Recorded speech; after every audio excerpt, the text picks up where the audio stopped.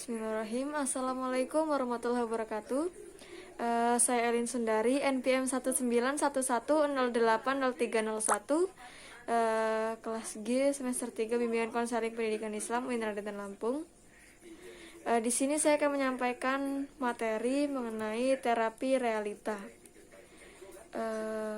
Mata kuliah Bimbingan Konseling Sosial dengan dosen pengampu Bunda Siti Raudatul Jannah. Yang pertama, pengertian terapi realita. Terapi realita merupakan suatu sistem yang difokuskan pada tingkah laku sekarang.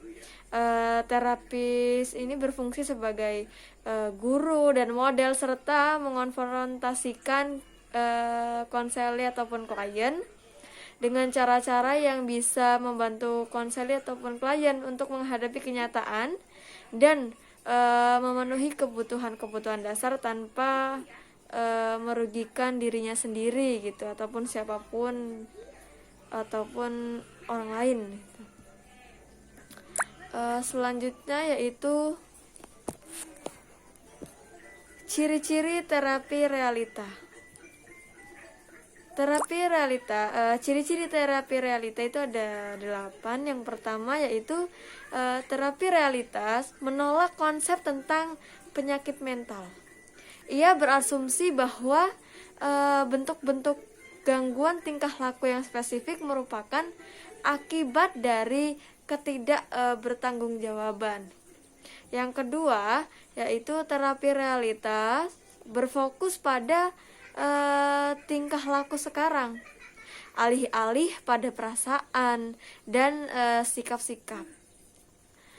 Meskipun tidak menganggap perasaan-perasaan ataupun sikap-sikap tidak penting, terapi realitas ini menekankan pada kesadaran atas tingkah laku sekarang. Yang ketiga yaitu terapi realitas berfokus pada saat sekarang, bukan pada masa lampau. Karena masa lampau seseorang itu telah tetap dan tidak bisa diubah. Maka yang bisa diubah hanyalah saat sekarang dan masa yang akan datang. Yang keempat yaitu terapi realitas menekankan pertimbangan-pertimbangan nilai. Ia menempatkan pokok-pokok kepentingannya pada peran konseli ataupun klien dalam menilai kualitas tingkah lakunya sendiri, dalam menentukan apa yang membantu kegagalan yang dialaminya. Yang kelima yaitu terapi realitas tidak menekankan pada transferensi. Ia tidak memandang konsep tradisional tentang transferensi sebagai hal yang penting. Ia memandang transferensi sebagai suatu cara bagi terapis untuk tetap bersembunyi sebagai pribadi. Yang selanjutnya yaitu yang keenam, terapi realitas menekankan pada aspek-aspek kesadaran, bukan aspek-aspek ketidaksadaran. Terapi realitas memeriksa kehidupan klien sekarang secara rinci dan terpegang pada asumsi bahwa klien ataupun konseli akan menemukan tingkah laku sadar yang tidak mengarahkannya kepada pemenuhan kebutuhan-kebutuhannya. Yang ketujuh yaitu terapi realitas menghapus hukuman. Glasser mengingatkan bahwa pemberian hukuman guna mengubah tingkah laku tidak efektif dan bahwa hukuman untuk kegagalan melaksanakan rencana mengakibatkan perkuatan identitas, kegagalan pada klien ataupun konseli, dan perusakan hubungan terapeutik. Ia menentang penggunaan pernyataan-pernyataan yang mencela karena pernyataan semacam itu merupakan hukuman, seperti itu. Yang kedelapan ataupun yang terakhir yaitu terapi realitas menekankan tanggung jawab.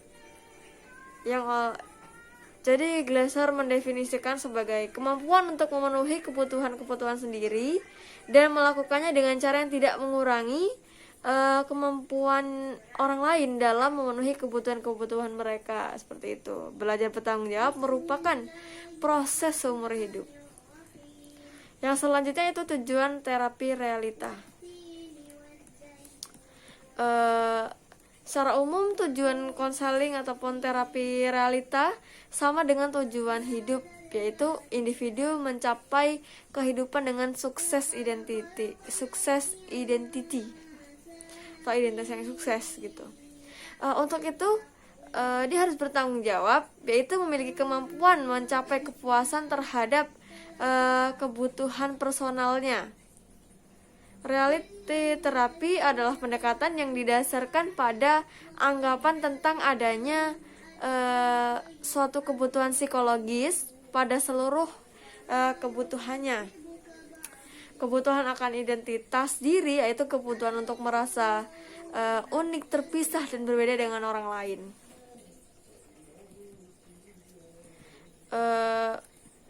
Yang selanjutnya yaitu teknik-teknik terapi realita. Teknik terapi realita menurut Glasser dilakukan dengan langkah-langkah, yaitu yang pertama, keterlibatan. Terapis pada terapi realitas harus dapat melibatkan diri dengan pasien yang akan dibantunya. Karena itu terapi harus memperlihatkan sikap hangat, bersifat pribadi dan ramah gitu. Nah, kehangatan dan sikap memahami dan menerima merupakan hal yang penting yang harus ada dan diperlihatkan agar dapat membantu konseli atau pasien atau klien gitu. Yang kedua yaitu perilaku sekarang. Sebagai kelanjutan dari sikap hangat dan kesediaan melibatkan diri dari terapi dengan konseli atau pasiennya atau klien gitu, pasien akan merasa dibantu untuk menyadari perilakunya. Mereka akan mengetahui, pasien akan dibantu, mereka akan dibantu untuk menyadari perilakunya sendiri gitu. Nah, yang ketiga yaitu menilai diri sendiri. Jadi konseli ataupun pasien ataupun klien gitu harus melihat perilakunya sendiri secara kritis dan menilainya apakah pilihannya memang terbaik seperti itu. Terapis menanyakan apakah penilaiannya terhadap perilakunya didasarkan pada kepercayaan bahwa perilaku tersebut baik baginya dan baik bagi orang lain, bagi lingkungan sosialnya dan masyarakat gitu. Terapi tidak menerangkan bahwa apa yang dilakukan oleh pasien merupakan salah gitu. Terapi membimbing pasien untuk menilai perilakunya sendiri dan menentukannya sendiri gitu. Jadi terapi ini hanya membantu gitu, istilahnya bukan menyimpulkan masalah gitu apa. Ini hanya membantu membimbing bagaimana si pasien ataupun konseli itu menemukannya masalah sendiri gitu. Yang keempat yaitu merencanakan tindakan yang bertanggung jawab. Setelah pasien melakukan penilaian, lalu ia dibantu dalam menyusun rencana. Pada kenyataannya pengaruh pengalaman dan pengalaman hidup terapis itu cukup besar yang sedikit banyak mempengaruhi objektivitasnya. Rencana tindakan sebaiknya harus cukup realistik, tidak terlalu tinggi pun tidak terlalu banyak ataupun majemuk sehingga sulit dicapai gitu. Sebaliknya perubahan sedikit demi sedikit harus dilihat sesuai dengan rencana yang ada gitu. Rencana yang telah disusun bukan merupakan rencana yang kaku, kalau perlu bisa disusun kembali. Namun dalam melakukan tindakan tidak berarti terlalu bebas dan tidak mengikuti langkah-langkah dan rencana yang telah dibuat. Yang kelima yaitu perjanjian atau komitmen. Nah, rencana tindakan yang telah disusun itu harus dilakukan.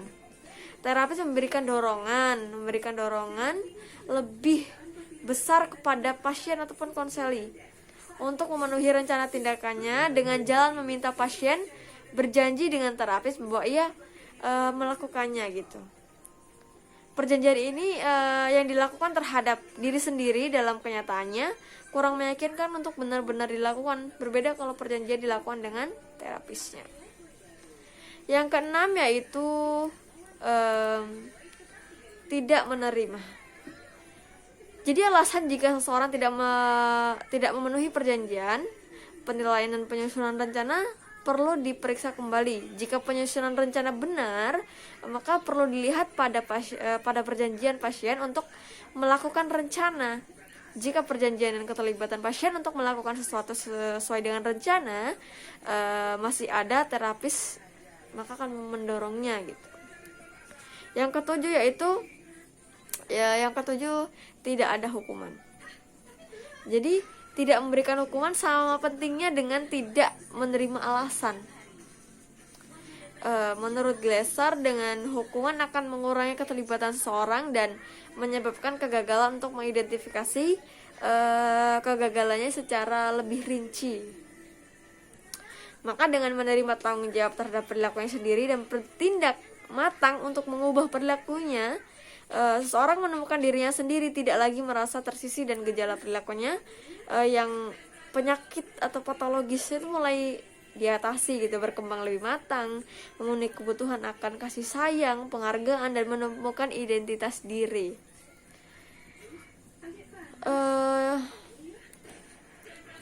Itulah materi yang dapat saya sampaikan mengenai terapi realitas. Apabila banyak kesalahan saya mohon maaf, kepada Allah saya mohon ampun. Terima kasih. Jazakallahu khairan. Barakallahu fiik. Saya akhiri. Assalamualaikum warahmatullahi wabarakatuh.